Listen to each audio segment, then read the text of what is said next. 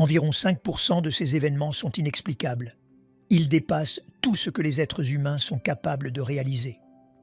Nous devons donc nous rappeler que la plupart des choses que les gens voient ont une explication naturelle, et ce dans un très grand pourcentage des cas. Cependant, certains de ces phénomènes ne peuvent pas être balayés d'un revers de main.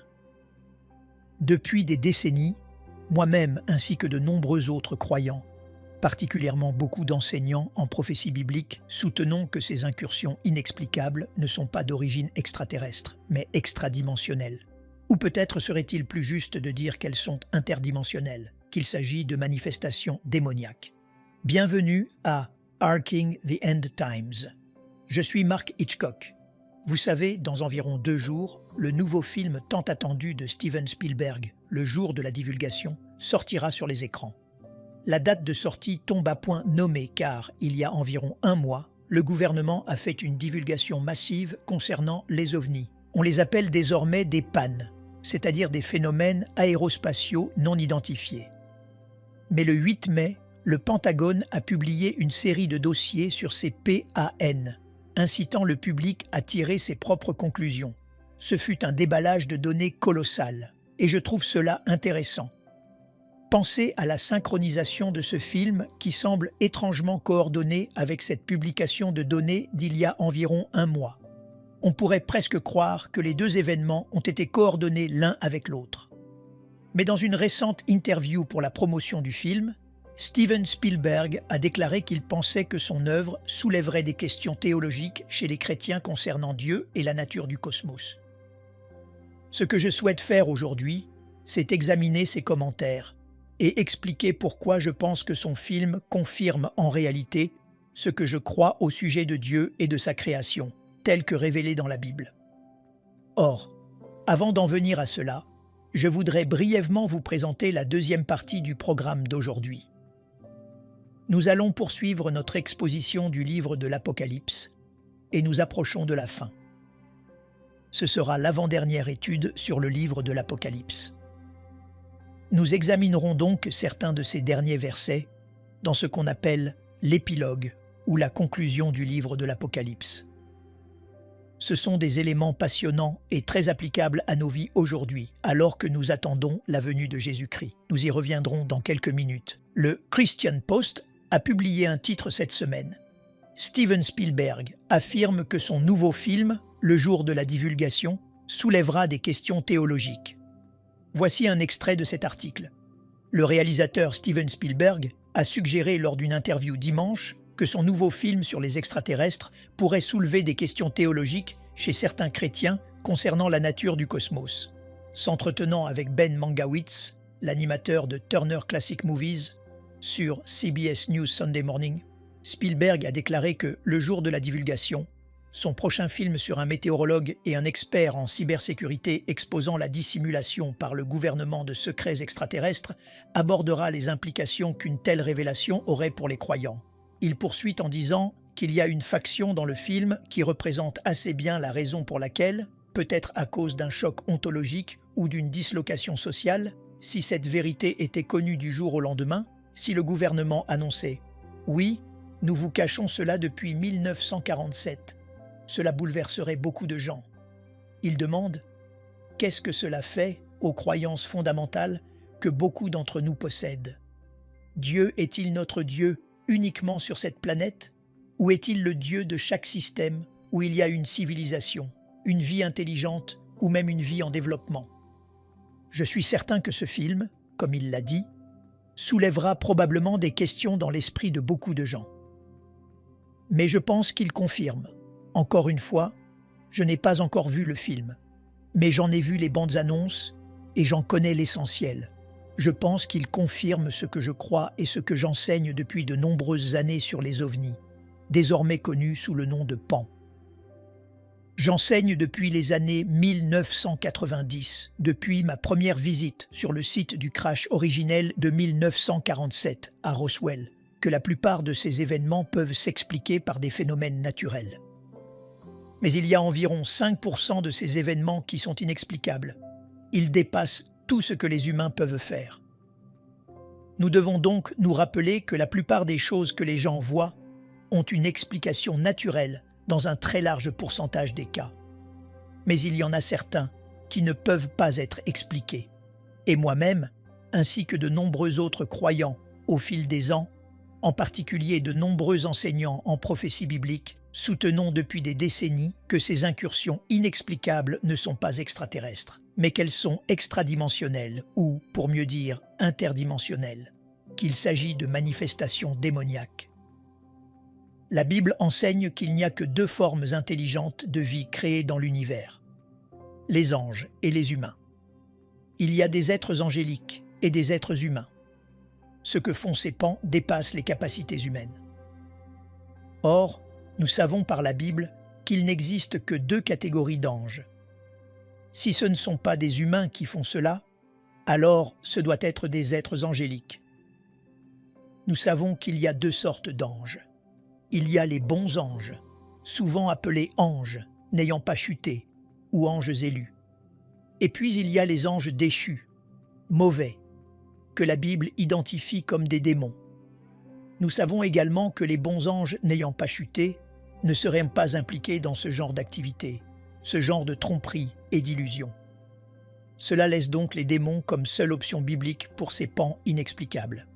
Et il est intéressant de noter que ces PAN ne sont jamais suivis depuis l'espace lointain. Vous savez, ils ne sont pas suivis alors qu'ils passent devant Pluton, puis devant Jupiter et Mars sur les radars avant d'arriver sur cette Terre.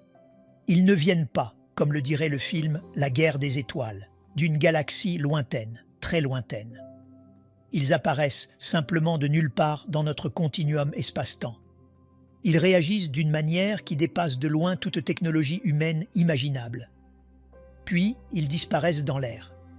En d'autres termes, ils sont là, puis soudainement, ils ne le sont plus. Cela n'est pas cohérent avec des êtres extraterrestres venant d'une autre galaxie ou d'une autre planète. Mais c'est tout à fait cohérent avec des êtres extradimensionnels ou interdimensionnels, capables de passer d'une autre dimension à la nôtre, puis d'y retourner immédiatement. Ainsi, pour moi personnellement, plutôt que de soulever une multitude de questions théologiques, le jour de la divulgation confirme ce que je crois depuis le début. Permettez-moi d'ajouter une dernière pensée sur ce sujet qui confirme davantage ce que la Bible enseigne. Beaucoup de gens prétendent avoir trouvé des éléments non biologiques. Ils ont trouvé ces êtres. Ils ont trouvé des corps qui ne sont pas humains, qui ne proviennent d'aucune créature connue sur Terre. Certains chercheurs de l'ancienne CIA ont révélé cela. L'un d'eux a déclaré « Les personnes impliquées dans les récupérations ont affirmé qu'il existe 4 types de ce qu'ils appellent des entités biologiques non humaines. Celles-ci auraient été récupérées, selon eux, dans des dizaines d'engins spatiaux accidentés. Et ces chercheurs de la CIA classent ces entités biologiques non humaines en 4 catégories. Ils les appellent les gris, les nordiques, les insectoïdes et les reptiliens.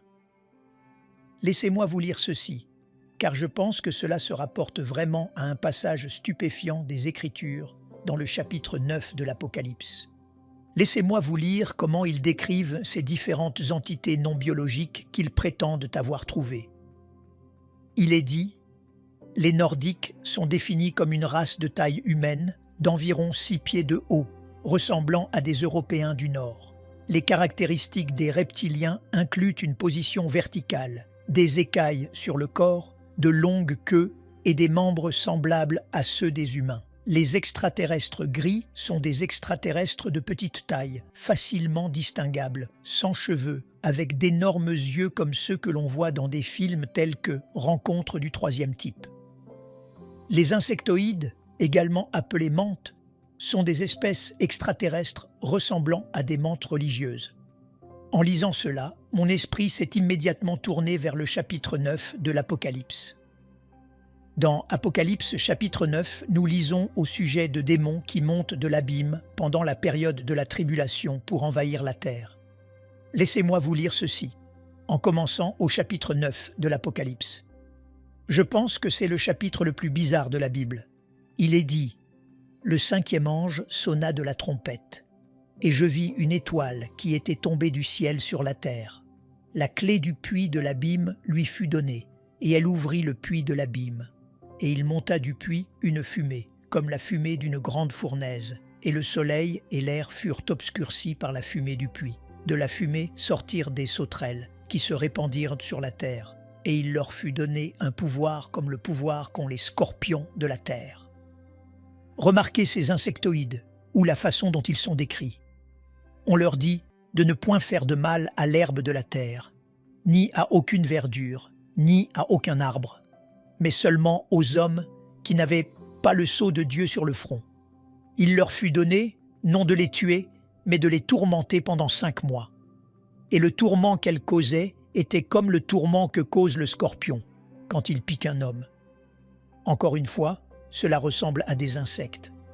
En ces jours-là, les hommes chercheront la mort, et ils ne la trouveront pas. Ils désireront mourir, et la mort fuira loin d'eux. Les gens ne pourront pas se suicider pour échapper à cela. Ces sauterelles ressemblaient à des chevaux préparés pour le combat. Il y avait sur leur tête comme des couronnes semblables à de l'or, et leurs visages étaient comme des visages d'hommes. Elles avaient des cheveux comme des cheveux de femmes, et leurs dents étaient comme des dents de lion. Elles avaient des cuirasses comme des cuirasses de fer. On entre ici dans un aspect plus reptilien. Et le bruit de leurs ailes était comme le bruit de chars à plusieurs chevaux qui courent au combat. Elles avaient des queues semblables à des scorpions et des aiguillons, et c'est dans leur queue qu'était le pouvoir de faire du mal aux hommes pendant 5 mois. Elles avaient sur elles comme roi l'ange de l'abîme, nommé en hébreu Abaddon, et en grec Apollyon. Ces 2 noms signifient « destructeur ». On pourrait traduire cela par « l'exterminateur ». Le premier malheur est passé. Voici, il vient encore 2 malheurs après ces choses. Quand je lis un passage comme celui-ci, c'est un texte extrêmement fort qui nous dit qu'un véritable jour de divulgation arrive pour la planète Terre.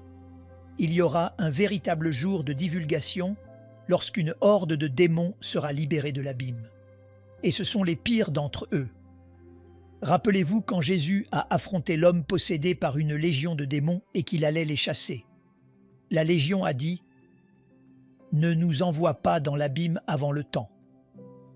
Alors Jésus les a envoyés dans ce troupeau de pourceaux qui se sont précipités du haut de la colline.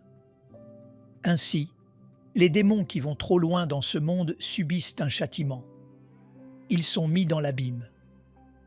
Et Dieu va laisser sortir les pires d'entre eux pendant 5 mois durant la période de la tribulation. Et ce sera bien pire que tout ce qu'un film pourrait jamais dépeindre. Il y aura donc des êtres qui viendront sur cette terre, et ce ne seront pas des extraterrestres. Encore une fois, ce seront ces êtres extradimensionnels ou interdimensionnels. Et les gens d'aujourd'hui sont conditionnés à croire qu'il s'agira d'extraterrestres, qu'ils ressembleront à des insectes et à des reptiles, comme on les a habitués à le croire, mais ils viendront en réalité de l'abîme, du puits sans fond, ou littéralement en grec, du puits de l'abîme. Je n'ai pas encore vu le film Le jour de la divulgation. Je ne peux donc pas en faire un compte-rendu complet, mais je sais que rien ne m'amènera à remettre en question ce que dit la Bible. En fait, je pense que ce qui se trouve dans ce film ne fera que le confirmer. Passons maintenant à notre étude de l'Apocalypse, alors que nous poursuivons cette exposition. Avez-vous une Bible? Ouvrez-la au chapitre 22 de l'Apocalypse. Nous allons examiner les premiers versets de la conclusion du livre de l'Apocalypse. Maintenant, nous allons terminer notre exposition de l'Apocalypse ici, dans quelques semaines. Nous allons examiner cet épilogue aujourd'hui et dans 2 semaines. L'épilogue commence au chapitre 22, verset 6. Le livre de l'Apocalypse est intéressant. C'est une prophétie. Il est appelé prophétie, nous le verrons dans un instant. Il est écrit sous la forme d'une épître ou d'une lettre et contient une imagerie apocalyptique. Il est intéressant de noter que le livre est écrit comme une lettre car, au chapitre 1, versets 1 à 8, vous avez un prologue. Et maintenant, au chapitre 22, versets 6 à 21, nous avons un épilogue. Il y a un prologue et un épilogue, comme c'est fréquemment le cas dans les épîtres. Lorsque nous arrivons à ce point du livre, les visions du futur sont terminées. Jean est ramené au présent pour ses paroles finales, et ce que nous avons ici, ce sont les derniers mots de la dernière parole. Le livre de l'Apocalypse est la dernière parole qui nous est adressée. Ce sont les derniers mots de la dernière parole. C'est la révélation finale de Dieu à l'homme. C'est en quelque sorte ce que nous pourrions appeler l'ultime appel de Dieu. Ce sont les dernières paroles inspirées de Dieu qui aient jamais été écrites. Et vous savez, les dernières paroles sont importantes. On a souvent dit que les dernières paroles sont des paroles durables. J'ai cherché cette semaine quelques dernières paroles célèbres. Les dernières paroles de P.T. Barnum auraient été « Quelles sont les recettes aujourd'hui au Madison Square Garden ?» Henry Ward Beecher a dit « Maintenant vient le mystère ». La reine Élisabeth Ier a dit « Tout m'est bien pour un instant de temps ». L'acteur Douglas Fairbanks a dit « Je ne me suis jamais senti mieux ». Pancho Villa a dit ceci à quelqu'un qui se penchait vers lui. « Dites-leur que j'ai dit quelque chose ». En d'autres termes, il savait qu'il était censé dire quelque chose d'important, mais il n'avait tout simplement rien à dire. Conrad Hilton, qui a fondé tous les hôtels Hilton, à qui l'on demandait s'il avait une dernière parole de sagesse, a répondu « Laissez le rideau de douche à l'intérieur de la baignoire ». F. B. Mayer, un grand enseignant de la Bible britannique d'il y a une génération, a fait cette magnifique déclaration. Ses derniers mots furent « Lisez-moi quelque chose de la Bible, quelque chose de courageux et de triomphant. » Vous savez, les dernières paroles sont des paroles durables parce qu'elles disent tant de choses avec si peu. Et ces dernières paroles de Dieu pour nous ici, dans Apocalypse 22, sont une sorte de florilège ou de rafale de commandements, d'exhortations et d'avertissements. Elles peuvent sembler déconnectées, mais elles sont réellement maintenues ensemble par un refrain répété. À 3 reprises dans ces versets, nous trouvons les mots « Voici, je viens bientôt ». Ils sont comme les serre-livres du livre de l'Apocalypse, car vous trouvez ces mots « Voici, je viens bientôt » au chapitre 1, verset 1 et au chapitre 1, verset 3. Ainsi, dès le début du livre, puis à 3 reprises dans ce dernier chapitre, au verset 7, au verset 12 et au verset 20. C'est donc le cadre de tout cela. Voici, je viens bientôt. En d'autres termes, Jésus peut revenir à tout moment. Certains interprètent cela comme se référant à la manière dont Jésus viendra. Autrement dit, il viendra rapidement ou soudainement le moment venu. Mais je pense qu'il est préférable de considérer que cela se rapporte au moment où il viendra. Cela parle d'imminence. Or, l'imminence n'est pas la même chose que l'immédiateté. De notre point de vue, cependant, cela signifie que Jésus peut venir à tout instant. C'est donc un appel à être prêt. 2 autres fois dans cette section, à la fin du verset 6, il est dit « les choses qui doivent arriver bientôt ». Au verset 10, il est dit « le temps est proche ». Ainsi, 5 fois dans cette dernière section, l'épilogue du livre, l'accent est mis sur l'imminence de la venue du Christ. Le message de ces versets que nous expliquerons en 2 parties est donc celui-ci. Jésus peut venir à tout moment. Assurez-vous de le connaître et d'honorer et d'obéir à sa parole. C'est vraiment l'objet de cet épilogue ou conclusion de l'Apocalypse. Il y a 8 points. Encore une fois, nous n'en examinerons que quelques-uns aujourd'hui. Il y a 8 points qui se regroupent autour de ce thème central, comme les rayons d'une roue. Je veux donc brièvement considérer chacun d'eux en gardant ce message principal à l'esprit. Les premières paroles de Jésus se concentrent sur la parole. Le verset 6 dit « Et il me dit, ces paroles sont certaines et véritables. » Il parle ici du livre de l'Apocalypse. Et le Seigneur, le Dieu des esprits des prophètes, a envoyé son ange pour montrer à ses serviteurs les choses qui doivent arriver bientôt. Et voici, je viens bientôt. Heureux celui qui garde les paroles de la prophétie de ce livre. Il met donc ici l'accent sur la parole, et il dit que nous devons accepter et croire le message de ce livre et que nous devons lui obéir. Jean ne revendique rien de moins qu'une inspiration divine complète pour le livre de l'Apocalypse. Il est divinement inspiré, il est fiable. Et au verset 7, nous avons la 6e béatitude du livre de l'Apocalypse. L'Apocalypse est ici appelée une prophétie. Voici, je viens bientôt. Heureux celui qui garde les paroles de la prophétie de ce livre. Encore une fois, cela renvoie au chapitre 1, verset 3. « Heureux celui qui lit et ceux qui entendent les paroles de la prophétie et qui gardent les choses qui y sont écrites. » Ainsi, l'Apocalypse est le livre de la bénédiction et il est également appelé ici une prophétie. Comme je l'ai dit en commençant l'étude du livre, c'est une prophétie qui contient une imagerie apocalyptique, écrite sous la forme d'une lettre ou d'une épître. L'Apocalypse n'a pas été écrite simplement pour satisfaire notre curiosité sur l'avenir. Elle a été donnée pour changer nos vies. Il dit ici « Ne vous contentez pas de l'entendre, mais gardez-la. Faites ce qu'elle dit.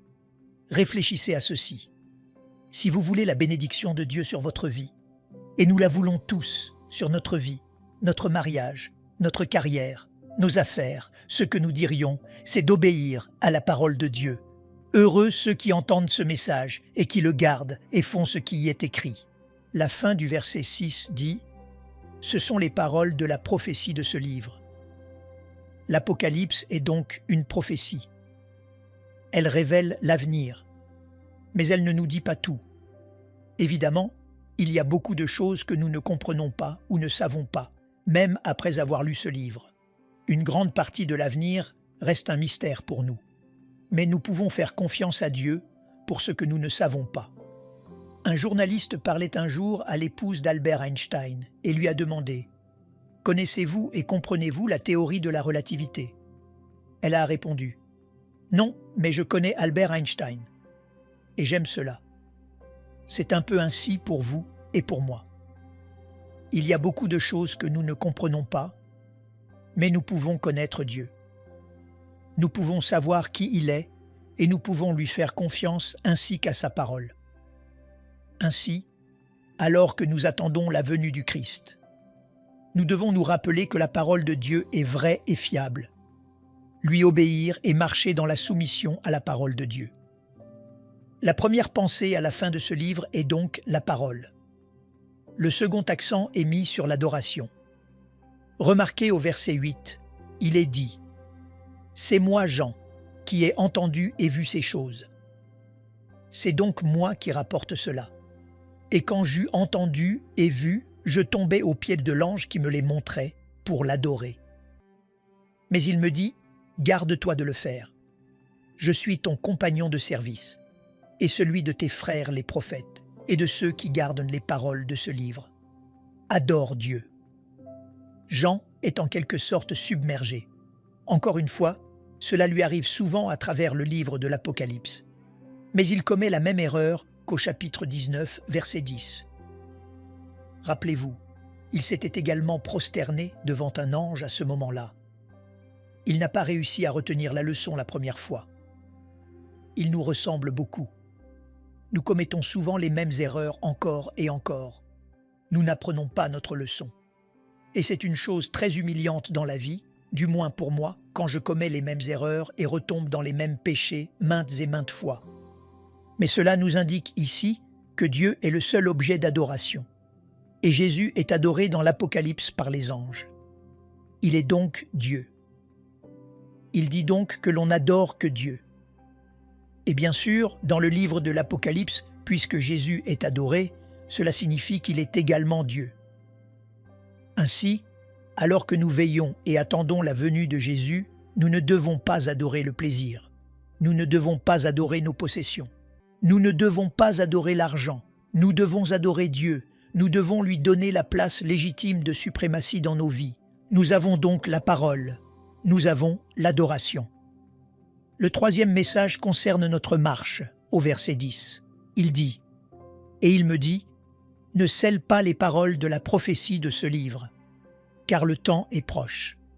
Que celui qui est injuste soit encore injuste, que celui qui est souillé se souille encore, et que le juste pratique encore la justice, et que celui qui est saint se sanctifie encore. » Il dit ici « Ne scelle pas ce livre ». En d'autres termes, il doit être accessible. Or, dans Daniel chapitre 12, verset 4, il avait été dit à Daniel de sceller son livre jusqu'au temps de la fin. Mais ici, il est dit à Jean de libérer ce livre. C'est l'Apocalypsis, c'est l'Apocalypse, le dévoilement de Jésus-Christ. Ainsi, dans le livre de l'Apocalypse, l'avenir est dévoilé et décelé. Il est triste que pour tant de chrétiens aujourd'hui, et même pour beaucoup de pasteurs, l'Apocalypse soit un livre scellé. J'aime cette citation de John MacArthur. Le message et le jugement horrifiant du livre de l'Apocalypse sont trop critiques pour ne pas être diffusés, tout comme la bénédiction que Jésus apportera aux siens. Ainsi, ne pas prêcher l'Apocalypse est non seulement insensé, mais c'est péché. Tout chrétien qui ne parvient pas à apprendre ces vérités se prive d'une bénédiction. Tout prédicateur qui ne proclame pas ces vérités est pécheressement infidèle à son mandat. Ne pas prêcher le livre de l'Apocalypse, c'est ne pas exalter le Seigneur Jésus-Christ avec la gloire qui lui est due. C'est plus qu'un simple manquement à enseigner tout le conseil de Dieu. C'est une désobéissance pure et simple au commandement de ne pas sceller les paroles de l'Apocalypse. Cela prive les croyants de la fin de l'histoire divine, dans toute sa merveille et sa plénitude. Personne ne devrait prêcher s'il ne dispense pas droitement et ne proclame pas ce livre. J'aime cette déclaration. Il dit « Écoutez, il ne doit pas être scellé. Et si nous le scellons, nous désobéissons à ce que Dieu nous a dit de faire. » Maintenant, le verset 11 ici est un verset qui nous semble étrange, car il dit « Que celui qui est injuste soit encore injuste, que celui qui est souillé se souille encore, que le juste pratique encore la justice. » Cela nous semble curieux. On a l'impression que Dieu dit « Continuez simplement à mener une vie impie si vous êtes impie. » Nous devons remarquer le contexte ici. Le verset 11 est encadré juste avant, au verset 10, et juste après, au verset 12, par deux déclarations sur l'imminence de la venue du Christ. Il dit ici que le temps est court et que Jésus peut venir à tout moment. Et il dit qu'une fois qu'il sera venu, il n'y aura plus d'occasion de changer. Il affirme que le temps est si proche que votre réponse actuelle sera probablement votre réponse lorsqu'il viendra. Autrement dit, quand il viendra, il ne sera plus temps de changer. Ainsi, ce que vous êtes sera figé pour toujours. La neutralité sera impossible à ce moment-là. Il dit donc essentiellement ici que vous feriez mieux de changer tant qu'il en est temps. Ainsi, alors que nous attendons la venue de Jésus-Christ, vous devez décider quel chemin vous allez prendre. Il dit fondamentalement ceci: celui qui est souillé sera encore souillé. Celui qui est injuste sera encore injuste, mais celui qui est juste sera juste. En d'autres termes, quand il viendra, ce que vous êtes sera figé pour l'éternité. Jésus peut donc venir à tout moment. Ce qu'il dit ici dans cette dernière section, c'est que nous devons penser à sa parole, qu'elle est vraie et fiable. Nous devons adorer Dieu et nous devons marcher d'une manière qui lui est agréable, car il peut revenir à n'importe quel instant. Nous reprendrons ici la prochaine fois. Nous achèverons cet épilogue du livre de l'Apocalypse. Il reste plusieurs points très pratiques pour nos vies aujourd'hui, alors que nous attendons cette venue imminente de Jésus-Christ. Merci infiniment. Nous apprécions chaque semaine que vous soyez si nombreux à nous suivre et à regarder. Nous vous remercions beaucoup pour cette opportunité de communier ensemble, d'examiner les événements actuels, ce qui se passe dans notre monde aujourd'hui et qui correspond au scénario biblique de la fin des temps, et de simplement parcourir un passage merveilleux comme celui-ci dans la parole de Dieu pour le décortiquer et l'appliquer à nos vies. Merci beaucoup. Que Dieu vous bénisse. Nous nous réjouissons de vous revoir la prochaine fois. Nous aimerions vous donner l'opportunité de faire de Jésus le Seigneur de votre vie. Voulez-vous bien prier avec moi? Dites: Seigneur Jésus, je me repens de mes péchés. Viens dans mon cœur. Je fais de toi mon Seigneur et Sauveur. Et merci Seigneur pour le baptême du Saint-Esprit en moi. Dans le nom de Jésus. Par cette simple prière, nous croyons que le Saint-Esprit vous conduit sur le chemin de la nouvelle naissance. Allez dans une bonne église dont le fondement est la parole de Dieu, passez par les eaux du baptême et donnez à Dieu la première place. Nous espérons de tout cœur que ce message vous encouragera. Si vous connaissez quelqu'un qui puisse être encouragé, s'il vous plaît, envoyez-le lui pour nous aider à atteindre plus de gens et à propager l'Évangile. Édifions le corps de Christ ensemble. Appuyez sur la cloche des notifications et merci infiniment de nous soutenir en vous abonnant à notre chaîne. N'hésitez pas à laisser vos requêtes de prière dans la section des commentaires. Sachez que même si vous ne voyez pas de réponse à votre requête, que ce soit sur YouTube, email, Facebook ou sur Messenger, nous avons prié pour vous. Nous invitons humblement le corps de Christ à soutenir chaque requête en écrivant une prière dans la section commentaires. Tenez-vous ferme dans la foi avec nous pendant que nous prions. Que la grâce et la paix du Seigneur Jésus-Christ soient avec vous tous et qu'il vous bénisse merveilleusement.